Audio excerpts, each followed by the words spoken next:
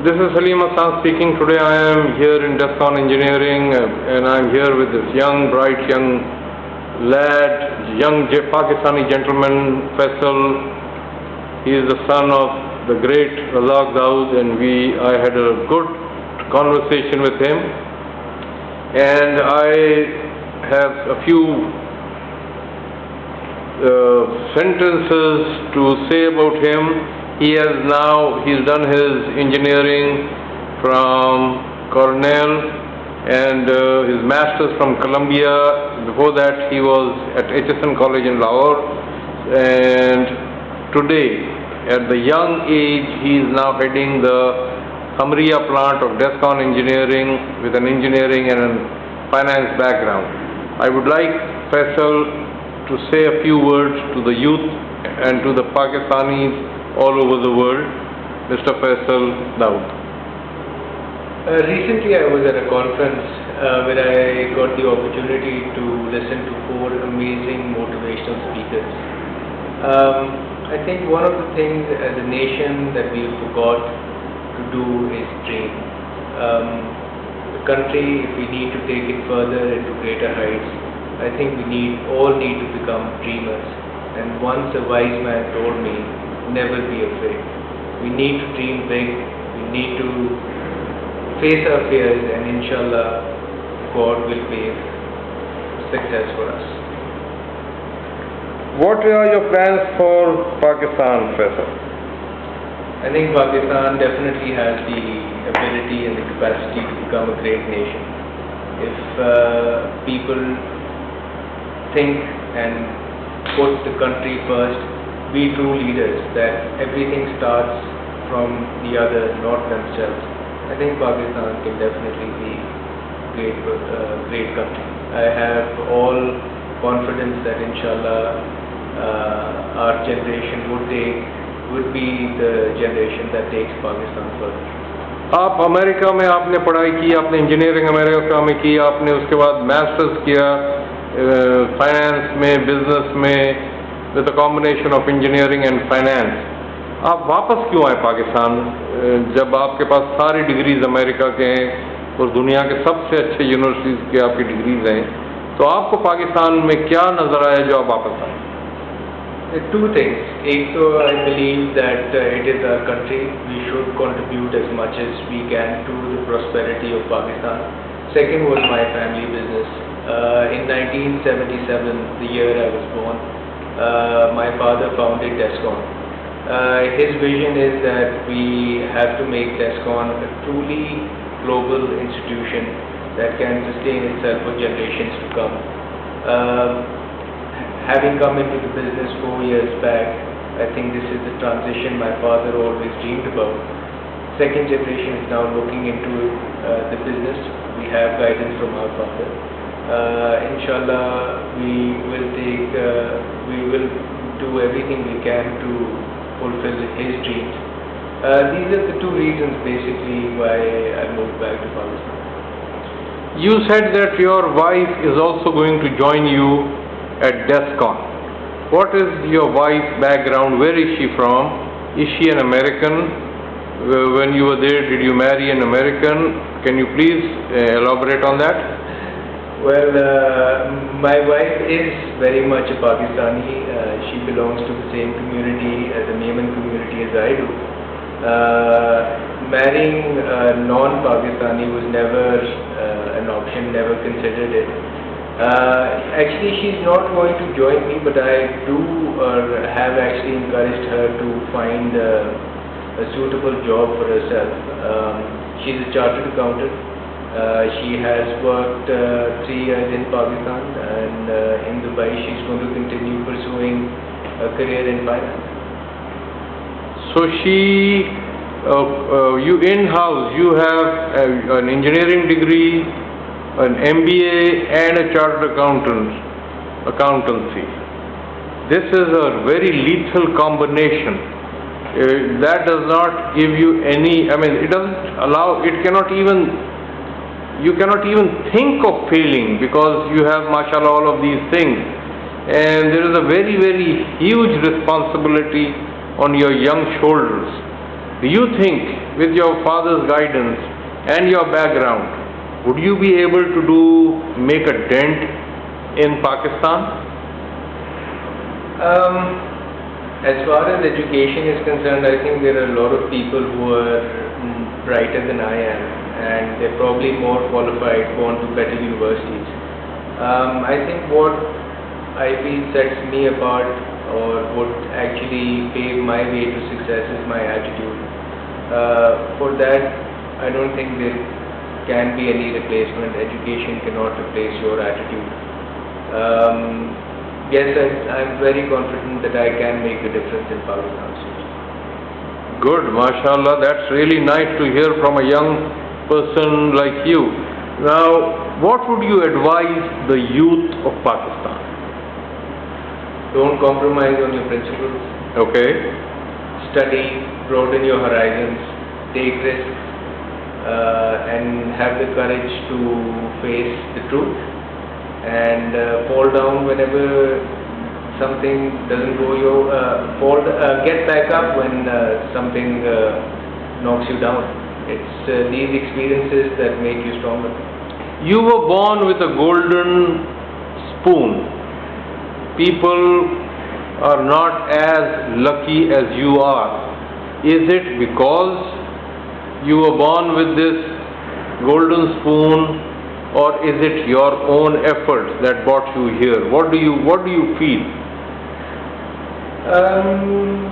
Well, some people, I guess, are lucky that they are born in privileged families, but I am aware of that fact, but I think that I don't take it for granted. My drive does not come from that gift that God has given me of being born into a privileged family. I think that anyone can make a difference and become or achieve their dreams. I've actually, in my brief stint in this world, I've seen the opposite. People who have had a very privileged background, they feel that they don't owe anything to society. I feel the exact opposite. I feel that as we have more resources available to us, thank God, the responsibilities on our shoulder is greater. We need to contribute more, and if we don't, I think we're doing an injustice to whatever Allah has given us. So, being rich and famous did not hamper you, because in America you have to work very hard to go through school, to do engineering and to do MBA, and from these prestigious universities as Columbia and the other one. Which was the other one you went to? Undergrad from Cornell. Cornell. I mean, these are probably one of the two best universities in the world. How did you find your education in America? I think it was the most defining 6 years of my life so far. I think there's a lot of great things that we can learn from America. Everything's not bad over there. I think it also, again, it depends, or it boils down to your attitude. If you have the ability and if you have the desire to cherry pick and just go and get the best out of a culture, I think the experience can be very rewarding. How many hours do you work a day? Little over 12. And how many days a week do you work? Pretty much 7. You work 7 days and 12 hours every day. And with the wealth that you have, you don't have to work. Why do you work so much? I need to succeed on my own. Okay. My father has set the bar maybe this high. I think if I don't build up on it, it would be a gross injustice to all the hard work he's put. And I think I need to carve out my own identity. I don't want to be living under his shadow all my life. There's the individual Fesel Dawood, and he needs to come out. And the only way I know for him to shine is if I put in the required hard work. You think you are capable of taking Pakistan to the heights of what you are saying and talking about? I think I am. You have the guts to do it. Yes. You are not afraid of the system and all of that is happening in Pakistan that I have witnessed in the last few years. We've been a part of the system for the past 30 years. I think Descon has matured quite a bit, so it's a testament that if the will is there, then anything can be overcome. System is something that we build. It's something that we can change also. Have you planned for the next 20, 50, 100 years for Descon? Yes, we have. You have a plan. For how many years? At least 50. You have a plan for 50 years. Is it a written down plan which you will pass on to your kids and their kids? We are, the 20-year plan is pretty much is almost complete. I think once that is made, we'll make for the next 30 years, totaling up to 50. But we will have a document, a dossier, a guideline that inshallah we will pass on from one generation to the other. Between you and your brother, you have spent your major education time in America, in Cornell, Purdue, and Columbia. Now, between the two of you, you have prepared, between you and your brother and your father, you have a document for 20 years for Descon. Would it be asking too much from the three of you to have a document for Pakistan for the next 20 years? Can it be a Fesel, Dawood document planned for the next 20 years for Pakistan? In theory, yes, we can come up with something, but I feel that we need to expand on the number of people who would contribute.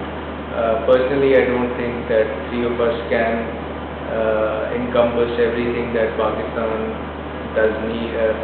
needs. With more capable people joining us, inshallah we can do. Can you have a group, a think tank that you create? You said you want to have your own name as Faisal Dawood. Here is an opportunity that Faisal Dawood document for Pakistan for the next 20 years.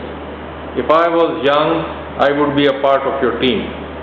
But can you, with all your busy schedule, can you do this for Pakistan? When you need to take out time, you can take out time. There is no schedule that's too busy. Personally, I don't want my name on any document. I'm sure there are better people who can market this, but I'd be more than willing to contribute wherever I can. See, the thing is that they are people, and they are people like you, but we need now somebody to take the bull by the horn and say, okay, I am starting, like Qazi Zulqadar in Pakistan is starting an encyclopedia of the Quran. He has over 100 Muslim scholars all over the world. He is from MIT, he did his chemical engineering, and he was nearly completing his PhD in Islamic studies from McGill. He took this task because previously the encyclopedia was written not by Muslims, so he has started it. It's a project, a 6-volume project, and he has all these people working for him.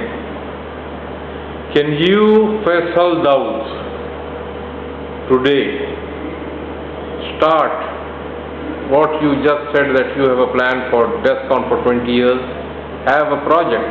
I am not asking you to write the gospel or something, but it is a plan in which people of Pakistan can get involved. That way you can have the universities and all the youth starting to dream. You said dream. Can you project this dream like Martin Luther King said, I have a dream. And what is that dream? Before I reply, I don't think I deserve to be mentioned in the same sentence as Dr. King. But I think, I personally feel that this is the question that you just asked is something that is holding us back. Why do we need a plan? You sleep at night, you dream. Nobody holds you back. Why do you need to have a dossier that encourages you to dream?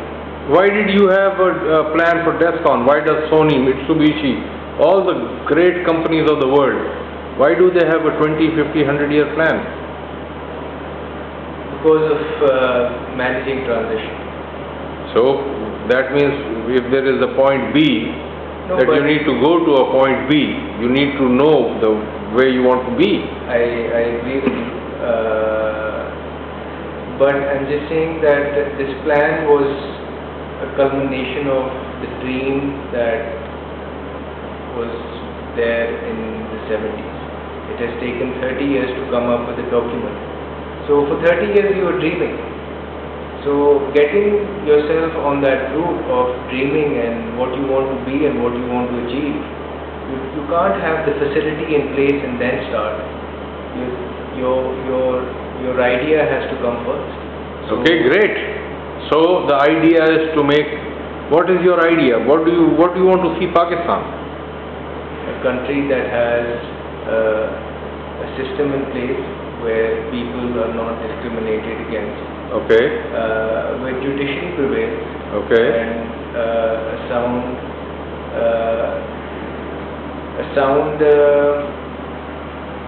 and a nice place to live, where we're not afraid of any form of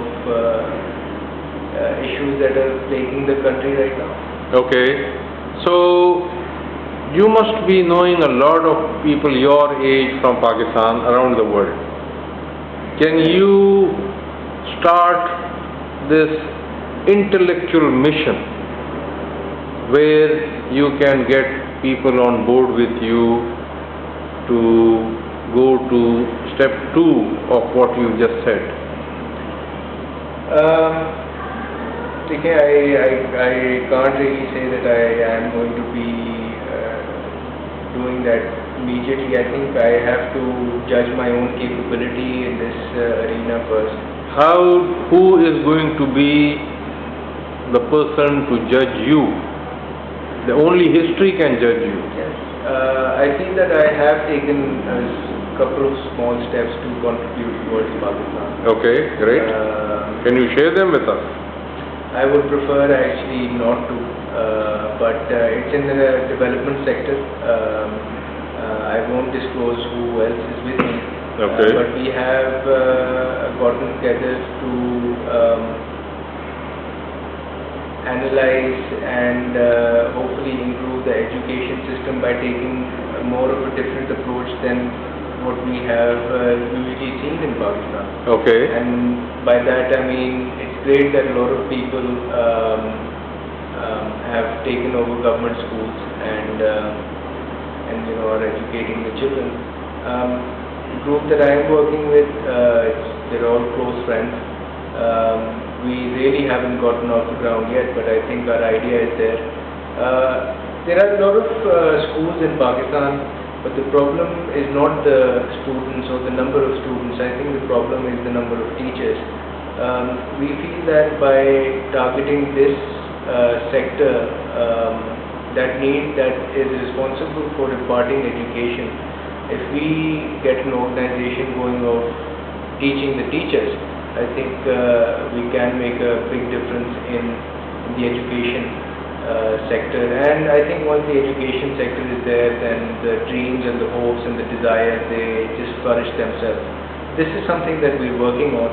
I wouldn't call it a grand master plan, and I'll be very honest, it was not even my idea. It was something that definitely seemed appropriate.